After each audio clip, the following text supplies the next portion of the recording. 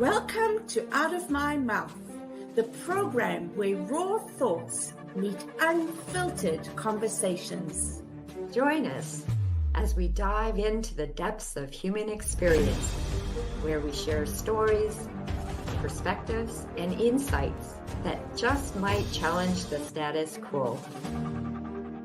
Get ready to laugh, cry, and ponder the world around you like never before.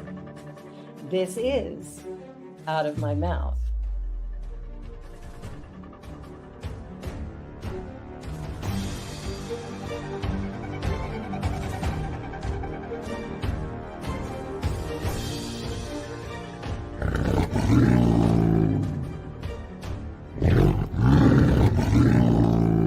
The views and opinions of our guest and hosts do not necessarily reflect those of New Thought Media Network, or any organization we may be affiliated with. Here at New Thought Media Network, we welcome freedom of speech and courageous conversations. There are many topics that can be difficult to navigate. Challenging the status quo and engaging in lively debate is important to expanding our understanding of one another, and life in general. Creating a peaceful world doesn't happen because no one disagrees, it happens from a willingness to understanding one another. In our programming, we strive to expand consciousness and assist people in creating remarkable lives. Your comments are welcome at info@ntmedia.org.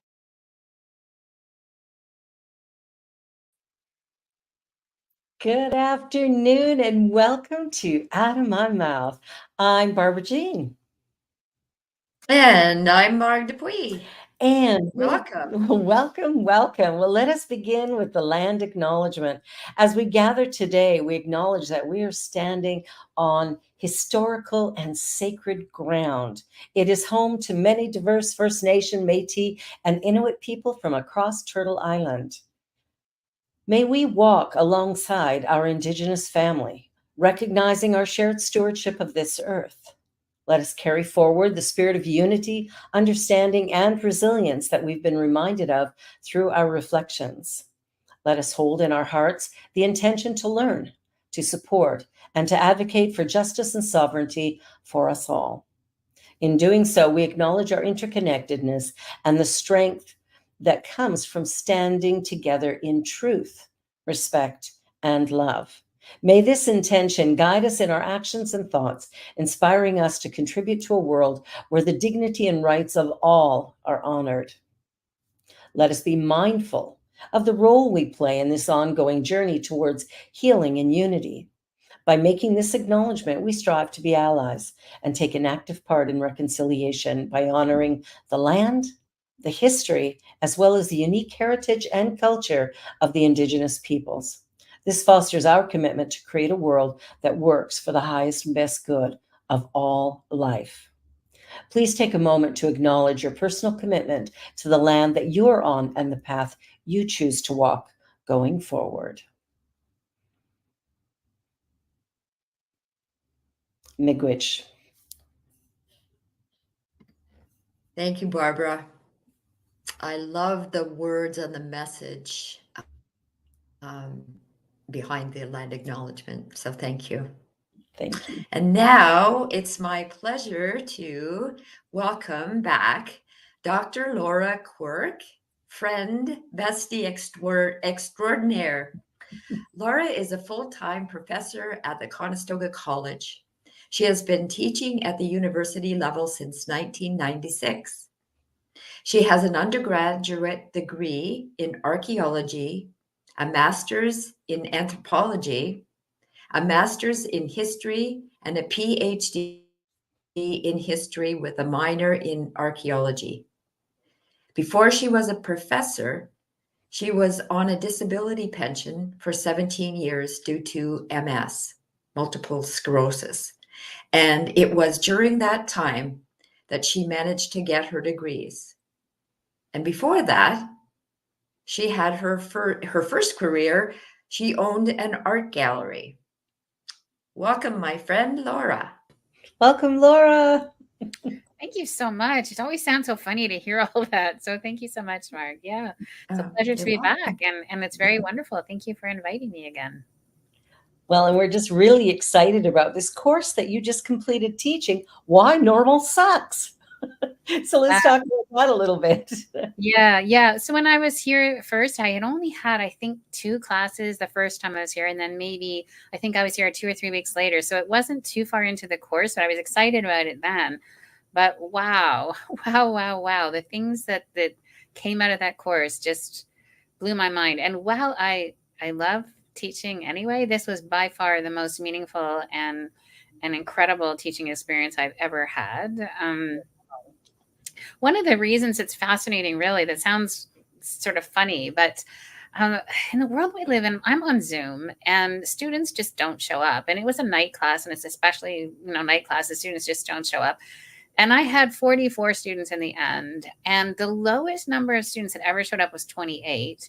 And that was simply the week that we had somebody who came to talk about addictions. And so for some people, they don't think about addictions as being a disability, but clearly this person did. They not only had addictions, and then they suffered physical consequences of that. And so definitely had disabilities, but also, really, if we look at how we might define disability, it's hard to say that an addiction is not a disability. So anyway, and then otherwise I'd have like 38, 41, 42 students. And my other faculty would be saying, we had a class of 40 and 6 showed up. And I'm like, that's really too bad, because I just couldn't believe that it just didn't peter out even. I thought maybe it was a big hurrah at the beginning and it would peter out, but it didn't. And while I'm going, well, what's valuable about that is the students were there, they were engaged, they were present. And I mean, good Lord, one class. So my class normally went from 6 till 7:30 typically, but we had a 3-hour window if we wanted to. And how I structured the class was I did a voiceover PowerPoint that students had to watch first and do it in their own time, and then they'd come to class and we'd have sort of a seminar, if you will, and they would hear people's stories and whatnot. And there's one class, so it starts at 6. At 9:30, I still had 36 students there. And I finally had to say, I'm sorry, but I have to end this class. I teach tomorrow at 8:00 in the morning. I'm too tired. I'm so sorry, but I have, and they just didn't want to leave. And Wow. And what was so interesting was just how engaged they were, and how they told me stories, and how it just became a place that was incredible for all of us. I mean, blew my mind, the things that they said to me. And so I just thought it might be interesting to share some of that. Yes, Mark, go ahead. Yes. And can I just you introduced this program, correct? Yes. Because it spoke to your heart and soul, and you introduced this, and so it was kind of a pilot program.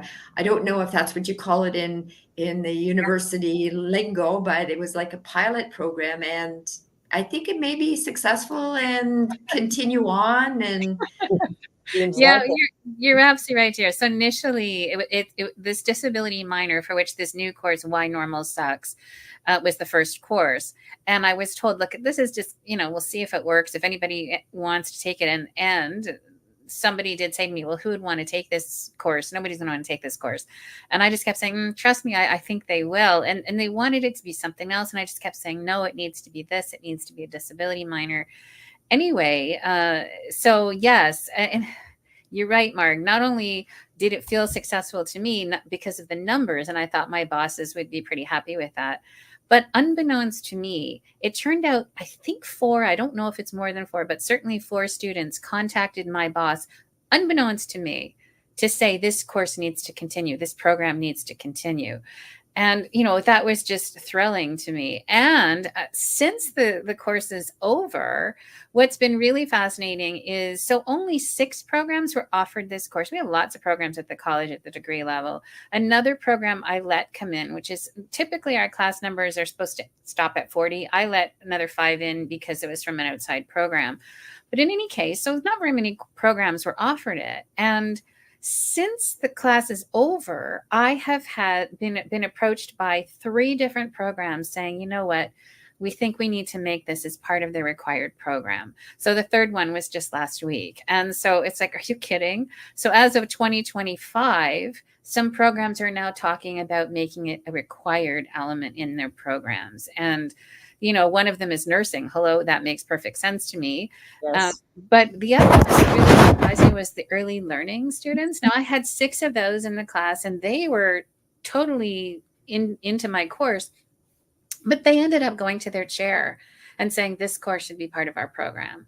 And after investigating it, I met with them. They've agreed that they're going to do that moving forward. So, I mean, it's just beyond my imaginations. And anyhow, about halfway through the class, my boss in another meeting said, yeah, I think maybe we've decided that this can move ahead. This was a success. And I was like, okay, cool. That was nice to hear.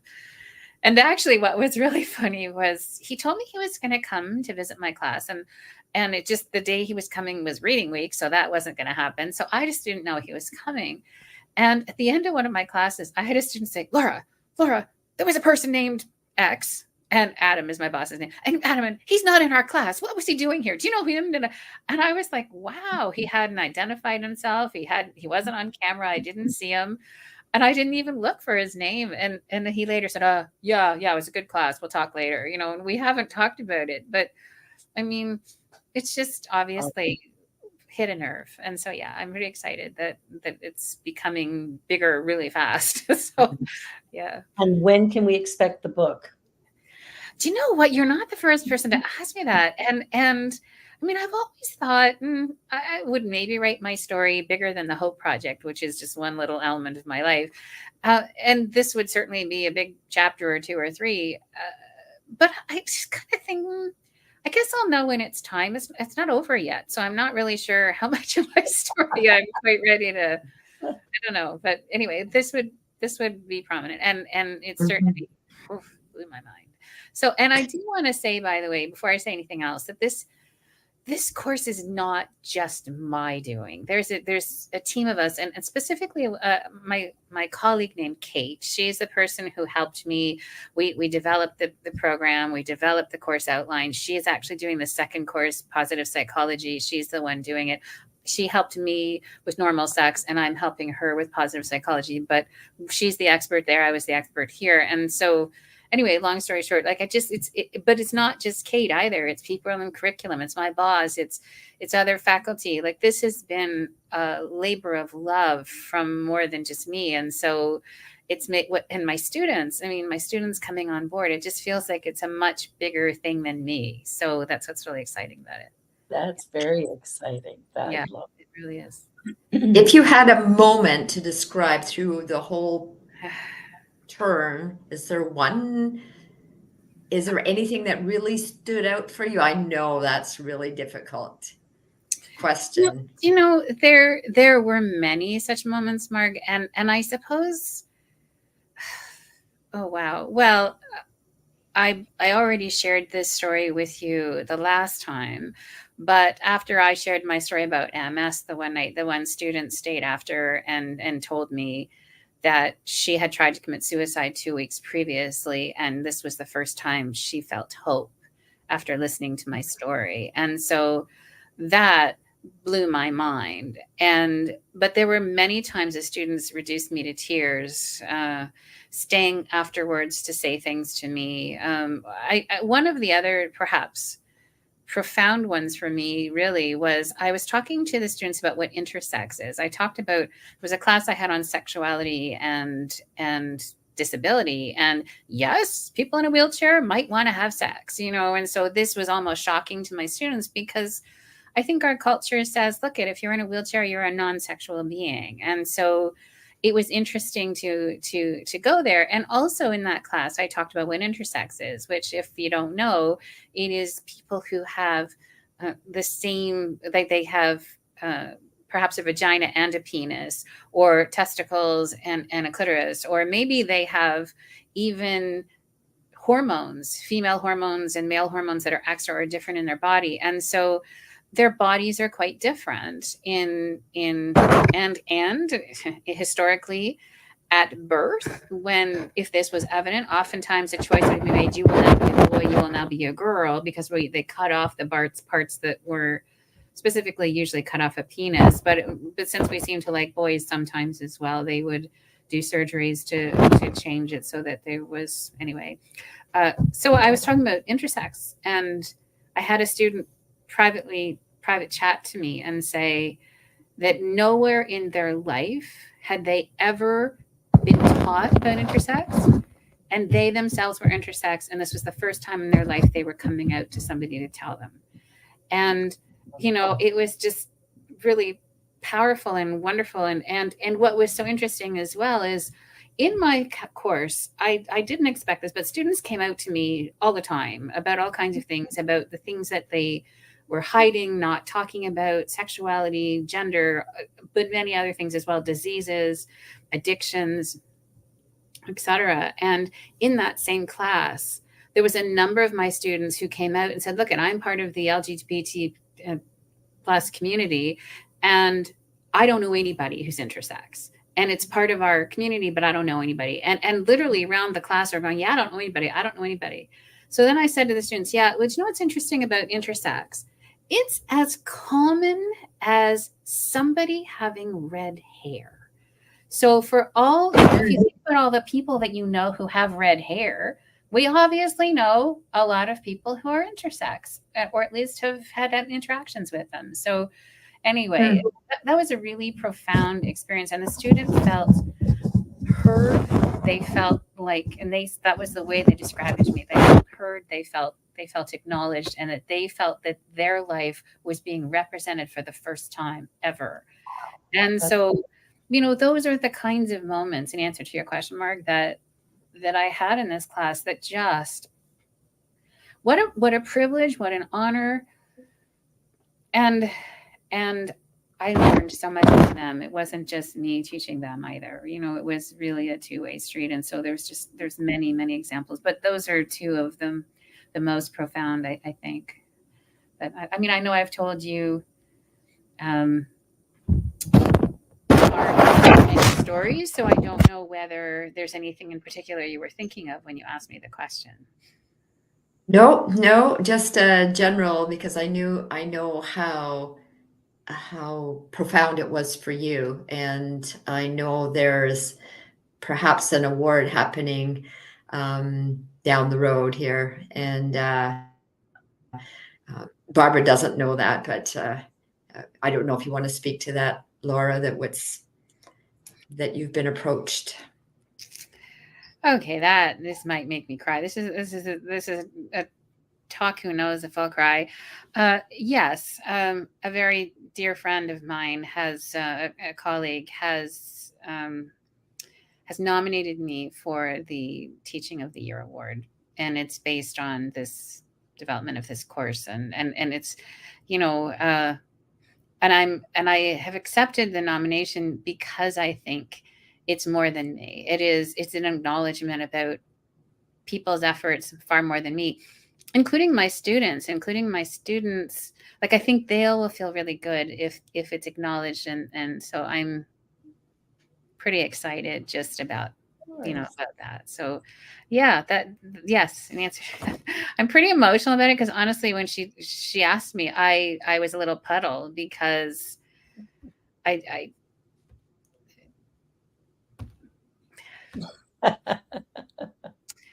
yeah. And and she asked me for students' names who might be willing to share their thoughts, and she said within 5 minutes, all of the students that I suggested immediately said yes. And so I was just like, wow. Like, it's just, I'm gobsmacked, and I love that word.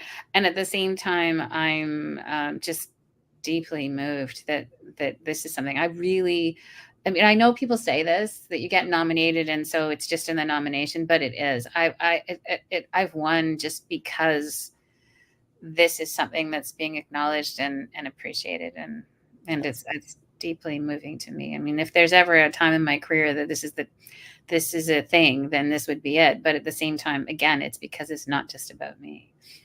That's beautiful. That's beautiful. And I think what's so wonderful about this particular course is people use the word normal all the time. I I just do. want to be normal. Why aren't you normal? What? And the thing is, normal actually doesn't exist.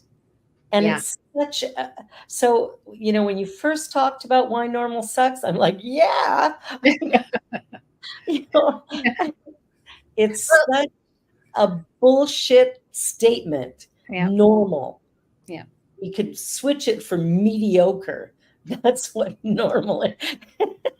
Well, and It's it's so much worse than that, Barbara Jean. It's yeah, so much worse than that because it's like, is it just, what's normal, what's average, but it's also what's abnormal. If you're not normal, then what's not normal? You are outside of the, society somehow. You are less. You are, and so it's that someone deciding who you are. And yeah, it's really funny at the beginning of the class. I'll never forget the students. I would be saying, "There's no such thing as normal." And I'd say, "Oh, yeah, Laura, I think there is. You just don't get it. There's normal here." I'm like, "Oh, okay. I'm just going to keep saying it." And by the end of the class, they were like, "There's no such thing as normal." It's like, no, there isn't. Like it was really funny. And I mean, I did write down a few comments that yeah. students were emailing me. They were sending me private messages in the chat, and I kept them not because I needed to have some kind of reassurance that life was good, but I thought if my boss ever says, this course just doesn't need to run, I wanted evidence. So, and I removed students' names. So it wasn't that, but it was just comments. And so, yeah, there was one thing that says, my student said this: "I will be the intern who will raise her voice in the boardroom and take a strong stance for the incorporation of accessibility because, Laura, normal does suck!" Exclamation marks. It was really, and I was just like, she's going to be standing up in the boardroom, and I'm like, right on, girlfriend, you go. It just anyway, and one student said, "Disabilities can be such a taboo topic to discuss and oftentimes creates tension and fear of stepping on toes or the unconscious bias many of us carry towards those who are different than us. However, you've allowed a safe space to speak with professionals, advocates, and just with those with personal experience who are open to share their stories." And I mean, I thought, great. Speaking of which, I want to go to the next thing, which I think you will enjoy. This student said this: "The class truly meant a lot and resonated with my past. The class on pathologizing of normal, however, had the biggest and most profound impact on how I will go forward, as it showed a bright picture of the small ways in which we can take control of our own destinies. The story from that class was truly inspiring, and if there is any guest that needs to be brought back, it is Marg." I love that. I thought you might. It was just lovely, and couldn't agree more. And that actually was another thing was really fun because in the end I had 7 speakers, including myself, for 14 classes, and then the others I did YouTube videos or TED Talks or something where I could have different sort of types of experience. But I had speakers on pathologizing of normal, like, having mental health issues. I had myself talking about MS. I had the person talking about addictions. I had Kate talking about positive psychology so that the students had another idea about how to look at the world. I had a friend of mine who's a veterinarian come in, and one of the things that he does is he talks about, in his world, he helps people who are homeless, who have AIDS, who have mental health issues with their animals. And so, it was interesting because the students found it fascinating. They couldn't believe I was having a vet come into my class. And they thought I meant a vet from like the war. And I was like, no, I mean like a veterinarian. And they were like, really? But when I started having him talk about it, and they were like, yes, oh my goodness, never thought about that. And is it okay if somebody who is homeless or has an addiction or has AIDS, should they be allowed to have a pet?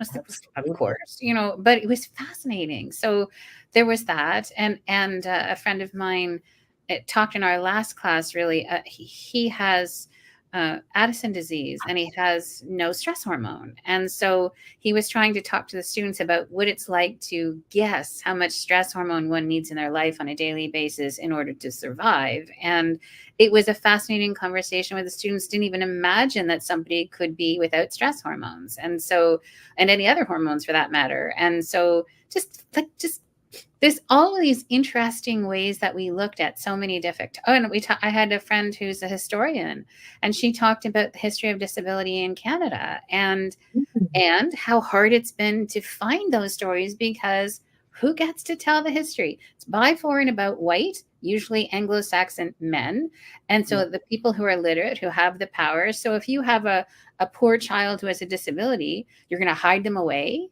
You're not going to talk about it. You are going to make sure that no one knows about this child and or who's going to write about them. So it was an interesting journey for her as well. So anyway, just fascinating the way we looked at disability from all different angles. And the students just couldn't get over it. Anyway. That's amazing. That's fabulous. Right? It is so fabulous. And so one of the things I also wanted to introduce really in this conversation is we know this is Pride Month, and like I said, there was many students who talked about coming out and about, is this a disability or not? And it was a fascinating set of conversations, again, depending on how you decide what is and is not a disability, and how do we know? And it's just really, it was fascinating that the students, first of all, came out to me, and I didn't even know about things that they expressed. It was just, wow. I mean, I totally welcomed whatever they had to say, but lots of things were brand new to me in the ways that they looked at their own sexuality, their own gender, or their own experiences. And so, yeah, it was beautiful. And then, so for Pride Month, that seemed to me to be yet again the most wonderful thing. And you know, the students have always done this for me, but especially in this course, I feel so much hope for the future when you see the kinds of things the students are saying, and the things they're engaged in, things that are important to them. And this course just really emphasized that to me over and over again. These courageous and strong and present and lovely human beings. And I mean, something as simple as this. In the second class, when I talked, I said, look at everyone, you know, when someone's coming to class, I need you to be on camera, because it's really, really hard to be sharing your story. And I said, let's just practice with me first. Every single student came on camera. And what was fascinating was, like, they never do that. And they did. I mean, I don't know if you remember that, Mark, but the students were on camera. You weren't talking to a sea of names. They were interacting and asking great questions, and like I said, staying after class sometimes, and it was just, anyway, fabulous. I mean, I could go on and on and on, but those were some of my highlights.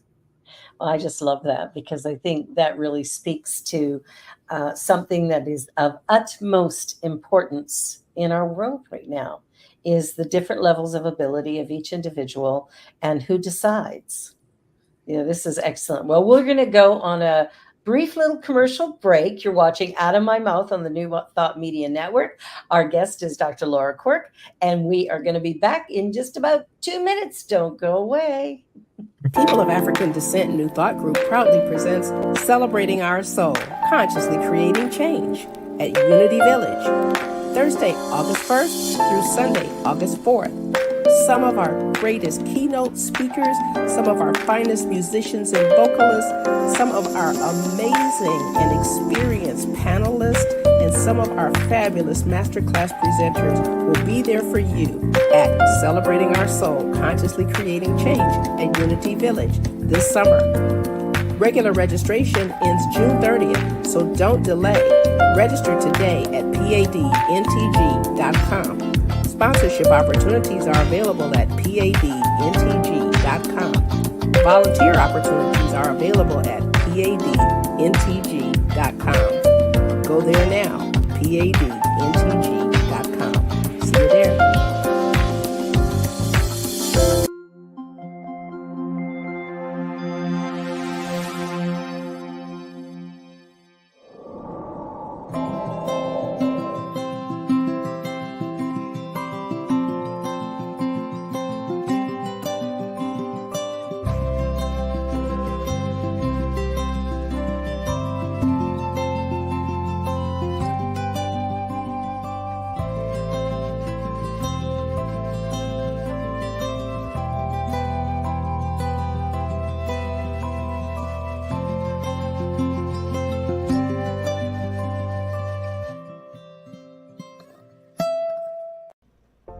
Please help us say thank you to our organizational sponsors, including the Hepperlin Foundation, Affiliated New Thought Network, International New Thought Alliance, Science of Mind Archives and Library Foundation, Center for Spiritual Living Denver, Center for Spiritual Living Midtown, New Thought Philadelphia, Planned Happiness Institute, Summit Center for Spiritual Living, One Heart Retreats, Center for Spiritual Living on the Lake, Unity Spiritual Center, Kitchener, Om Center for Spiritual Living, La Mesa, Satya Center, Center for Spiritual Living, North Jersey, Unity of Savannah, and Center for Spiritual Living, Seattle, as well as all of our individual donors.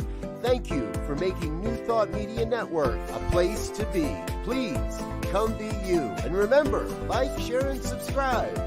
New Thought Media Network, positively inspiring.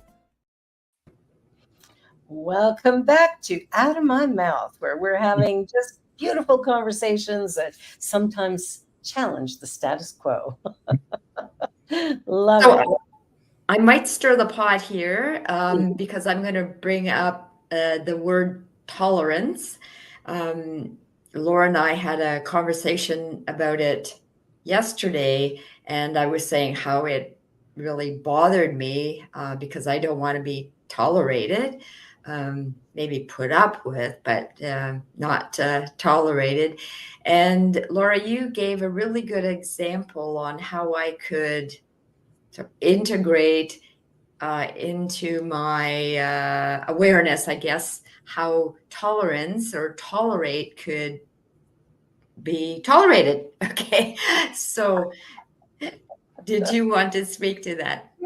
Sure. Well, I mean, one of the things that we talked about before I tell you my story about that is, for me, tolerance has always been about somebody saying, I'm above you, so I'm going to tolerate you. I'm going to, you're somehow less than me if you are doing something that I have to tolerate. And so I've always looked at it as quite negatively.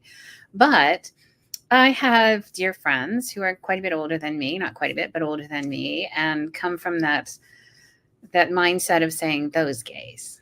Ugh, those gays. And I heard that a lot when I was quite young and from them. And I mean, I've known them since I was 16, and they became chosen parents to me.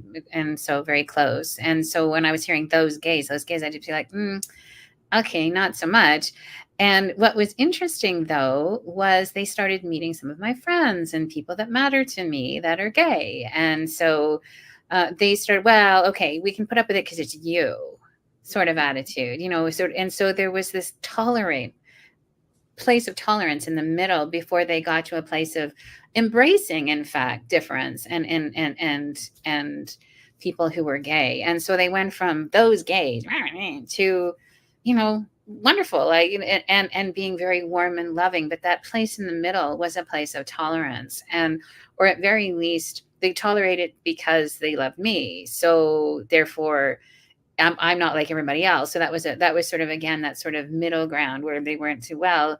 I can tolerate Laura and her friends and her people, but not everybody. But then they came to be totally warm and loving to everyone. And so it was really a fascinating journey. So yeah, Mark, when we talked about tolerance, that kind of tolerance, at least it's moving towards trying to be open, trying to find a way to be inviting. So yeah, in this case, I'm not a fan of tolerance as a concept, but to me, that's a way to look at it that I find moving into a place of, I don't even want to say acceptance, because if you're accepting me, it also means you're tolerating me, which means you're somehow, have been above me. But let's just say you've come to embrace, in fact, not just say it's okay that you're that, but also, you know what?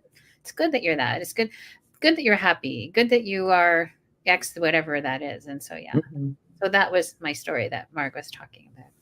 Yeah, I like that. Because for me, the idea of being tolerated is quite offensive. And you're right, it is like a hierarchical thing, like a caste system. I'm here and you're there, so I'm better than you, but I'll tolerate you because I can't kill you, obviously, so I'll just put up with you. Yeah, I've always found that pretty offensive. And my husband took a picture of somebody on the subway the other day, and their T-shirt said, the people who tolerate me are heroes in my life. And I'm like, ew.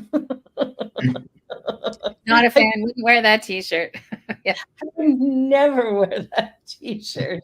But I think learning how to be curious about other people and to make space to hear, and that's what I love about your course, Why Normal Sucks, is it's a place where real conversations can happen and people of all different ways of being in the world can be explored and accepted, and even to create a sense of you're unique and special like everybody else.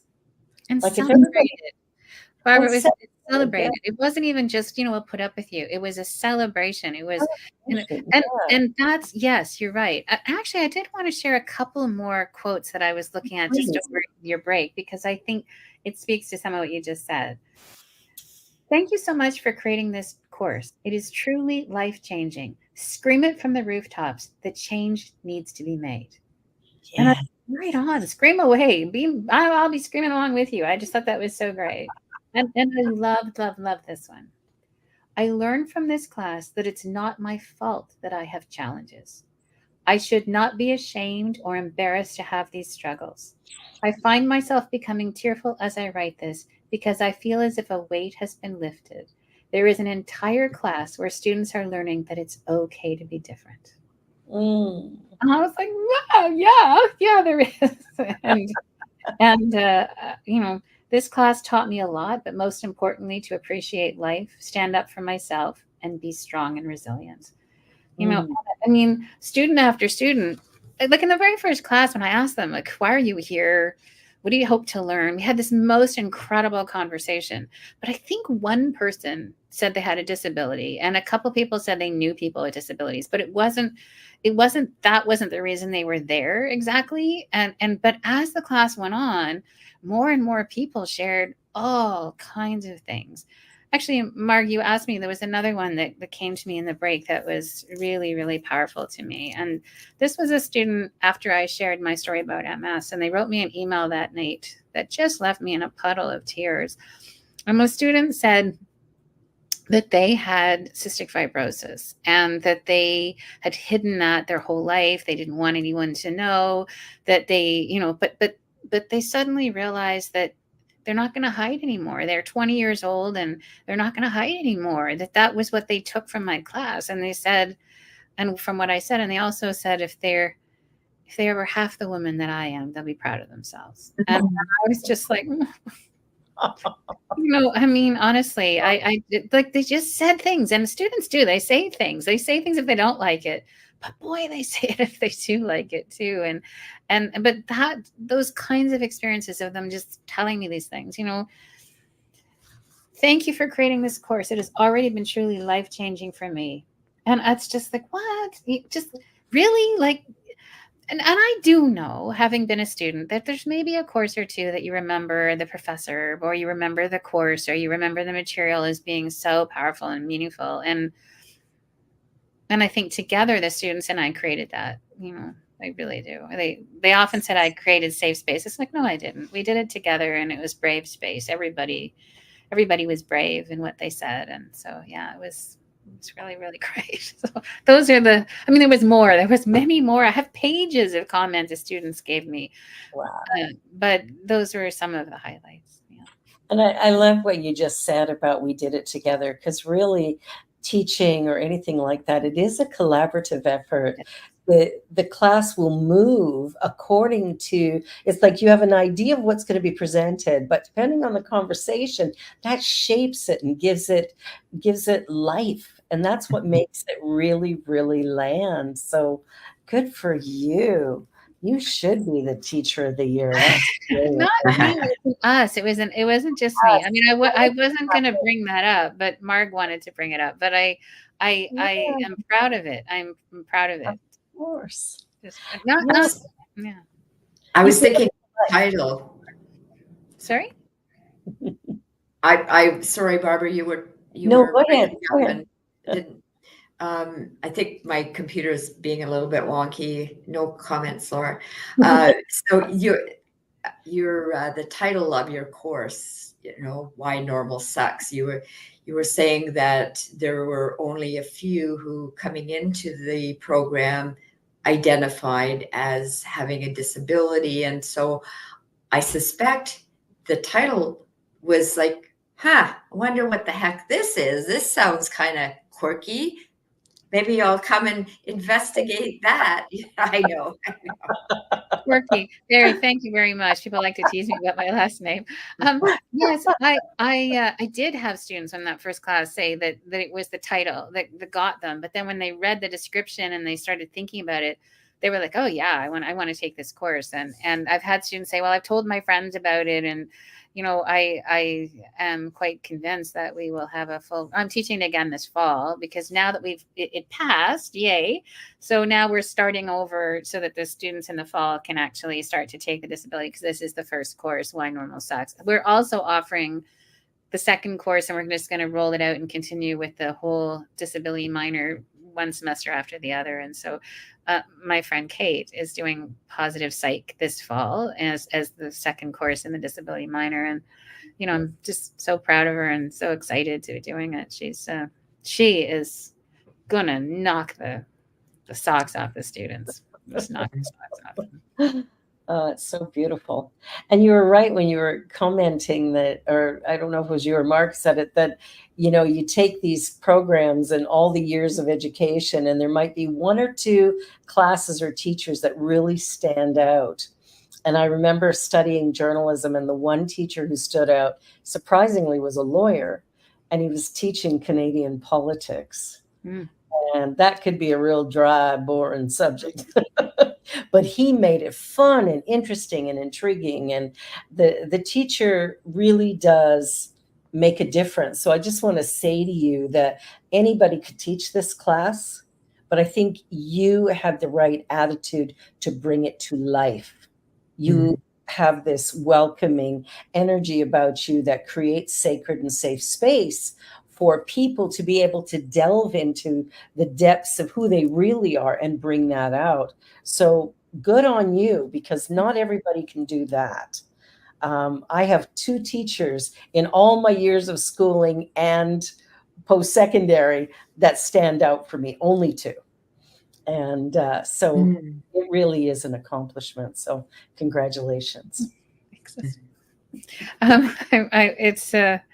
It's beyond amazing to me. This has been a pinnacle of my career. Not that it's over yet. I have no interest in retiring, none whatsoever. And I not for years, I hope. And it just took me this long to do all those degrees. I'm not interested in quitting yet.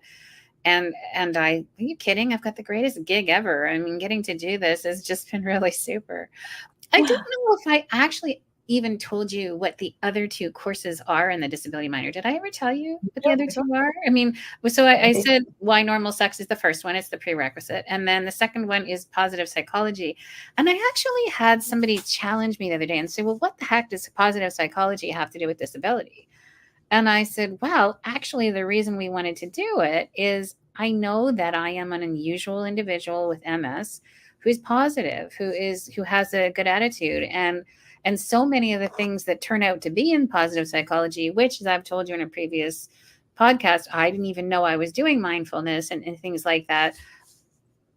But I am and have been. And so it seemed to me that, of course, if we're going to talk about what culture says is a disability and is therefore abnormal and it sucks, let's figure out how we can be as healthy and positive as possible, given if you have a disability of any kind. And so this is where it seemed like, okay, if students are taking it because they have a disability or they know someone with a disability, it might be helpful to them to look at something other than, and I mean, again, psychology. that's where it tells us where everything's abnormal and horrid but positive psych is obviously its own little spin there. So anyway, that's the second course. And the third course, which I forget what we called it, but it's intercultural relations, I think. But it came out of, and I know I told you the story last time about my going to a powwow and how I was treated with honor and respect. And it's true that in Eastern cultures, so Indigenous cultures we'll call Eastern as well. They're certainly not Western in the way they approach the world. But also countries in the East have a idea that the disability is a spiritual experience, is a something other than the pathologizing we see in the West with disability. We say that it's something wrong with you. This is something to be fixed, something to be whatever, and somehow medicated or whatever it is that we're doing. Where in the East, it's not really like that. And so we're going to look at the two different approaches to disability and how we've gone from spiritual on one hand to pathology on the other, and is there anything in the middle, and can there be, and so, which leads to then the fourth class, which is policy and advocacy, and it's going to teach students a little bit about how to and one of the assignments we're going to have them do is to develop some policy and about something that's interesting to them. And we're also going to have them go to, I'm not sure where yet, but a local organization to meet people and talk to them and do interviews, and to understand that they can be right at the ground level here in the local community. Never mind, we can do it national, but we might as well start small locally and make a difference. So those are the 4 courses for the disability minor, and I'm just thrilled right down to my socks that it's going now. So we're actually about to develop the 3rd and 4th classes this fall, because Kate is doing right now the development of positive psych, and she's about 3/4 finished it. It'll be finished for September, and then we'll be developing the other 2 in the fall so that they're ready for the winter and the following semester. So it's rolling. Yay! Yay! I love that. And positive psychology, to me, because when we look at disability, the average person out there sees it as a negative. Right. So I love the idea of a positive, because your attitude around your MS and everything is strikingly remarkable to me, because it is a rarity. So many people with a disability can give you all the reasons why it's bad, wrong, awful, terrible. But you've sat back and said, well, it is what it is. And now what? And you've continued on. And that is a really remarkable message to anybody who's dealing with chronic pain, or, the inability to walk or to see, or whatever it might be. You've challenged all of that and walked through it like, I don't know, a shining star. I just love that. Well, thank you. I don't know about that, but I will say that I have come to a place. It just is. I could fight it like crazy, or just say, you know what, Laura Quirk, pull up your socks and get on with it, because it just is. And yeah, I mean, as I've said to you, I have felt very sorry for myself. I've wallowed in self-pity, and I've let myself do that for 24 hours. And that's it. Every time something new comes up, it's like, okay, I need to feel it. I need to feel what I feel.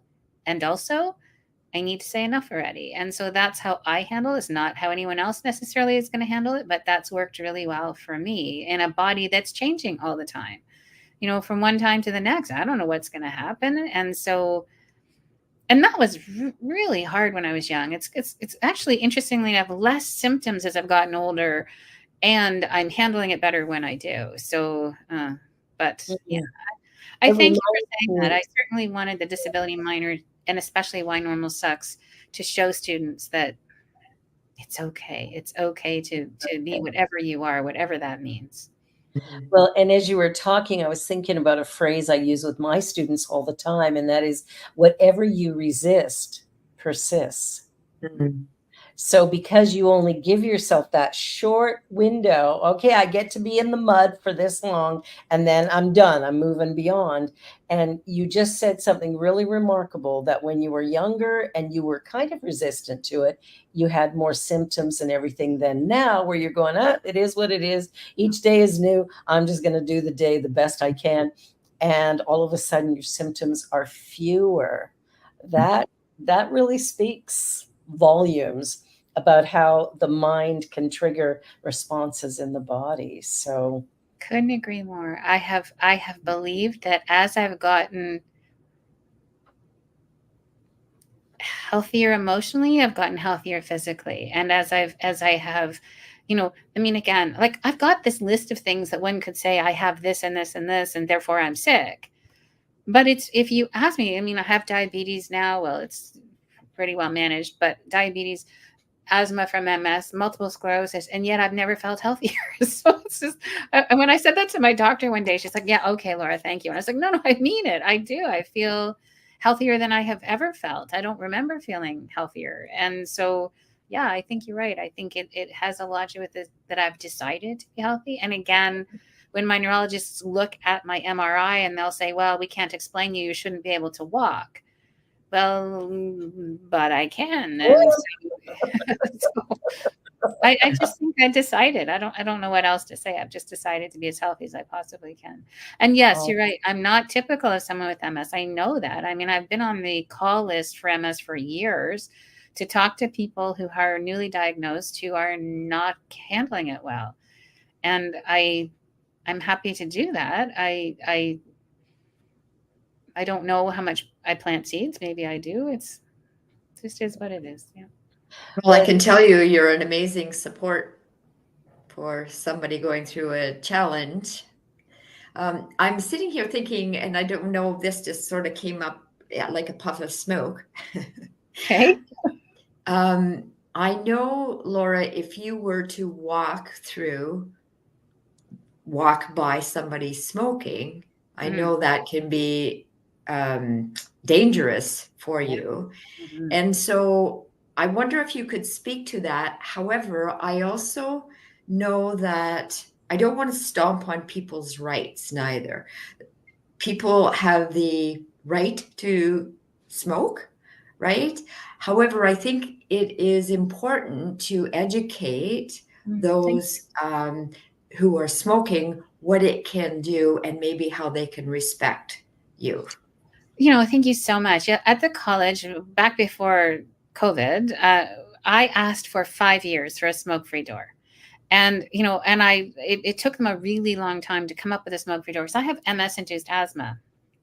And cigarette smoke is the worst trigger for me. And so the reason I did was I walked out of the college one night, and I always looked really carefully before I walked out any door because there was no smoke-free doors at the time. And I looked to see if anyone was there. And it was December 22nd, the last day that I was leaving before my holidays. And I walked out, and this person turned around and blew smoke in my face. Like, they just didn't, I don't think they meant to, and I started to cough because of asthma. But what happened was eventually my left vocal cord froze. I got what's known as a glottal gap. And so normally to talk, your vocal cords are doing this. Well, mine was like, and there was no sound. I couldn't make any sound. And I talk for a living. That's how I put it. I talk for a living. And for 5 months, MS attacks last as short as 8 weeks and as long as 6 months. This one was 5 months. I lost my ability to speak for 5 months, at least any way anyone could understand me.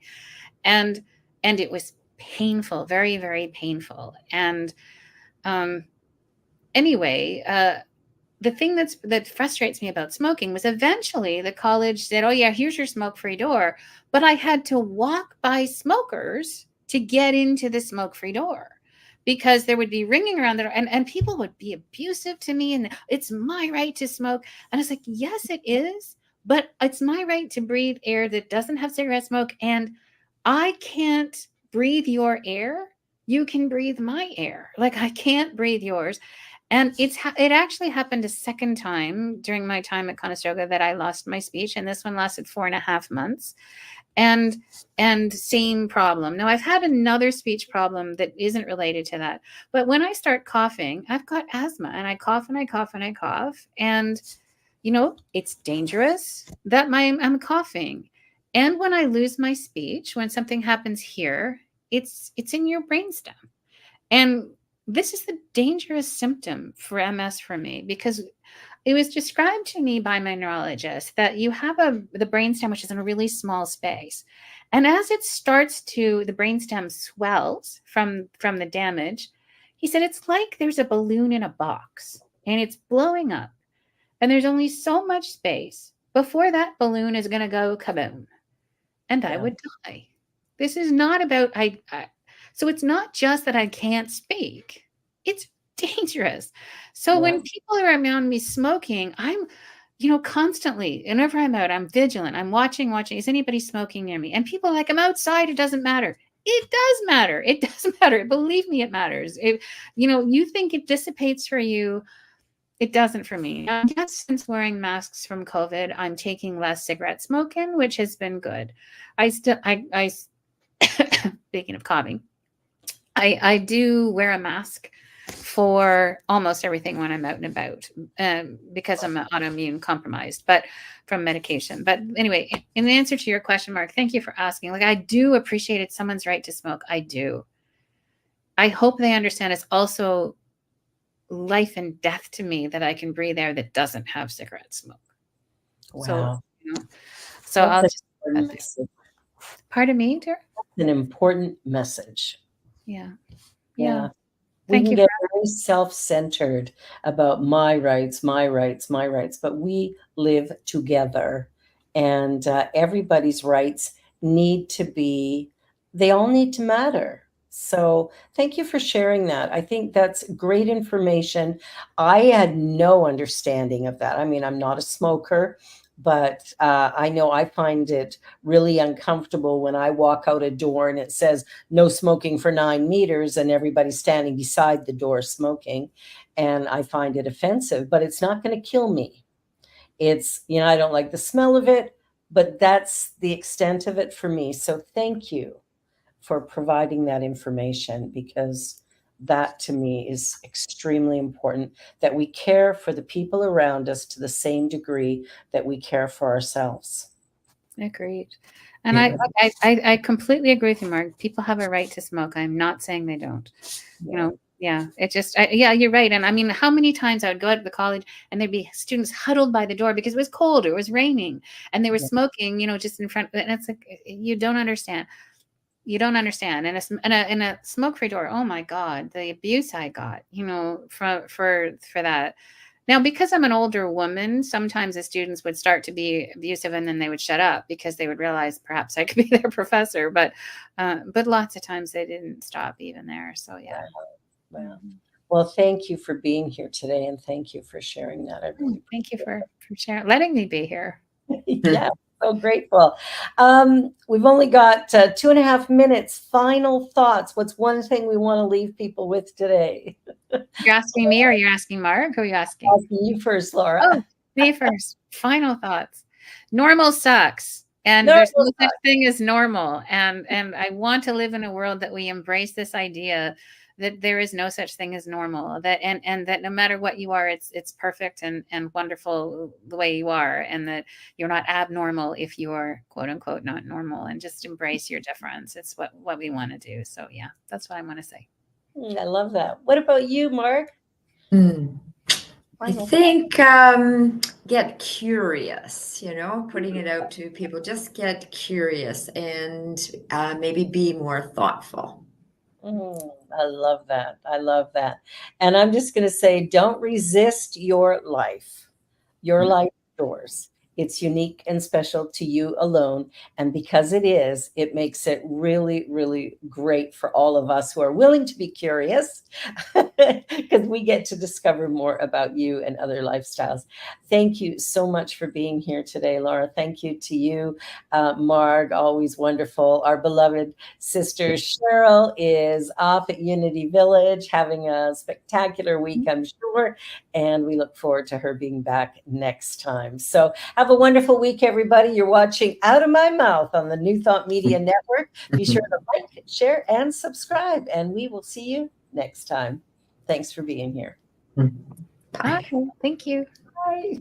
On behalf of everyone at New Thought Media Network, thank you for being a member of our virtual family. Your financial contributions help share the New Thought message with people from around the world. Please visit and contribute at www.ntmedia.org/donate. New Thought Media Network. Come be you. And please like, share, and subscribe. Until next time, peace and blessings.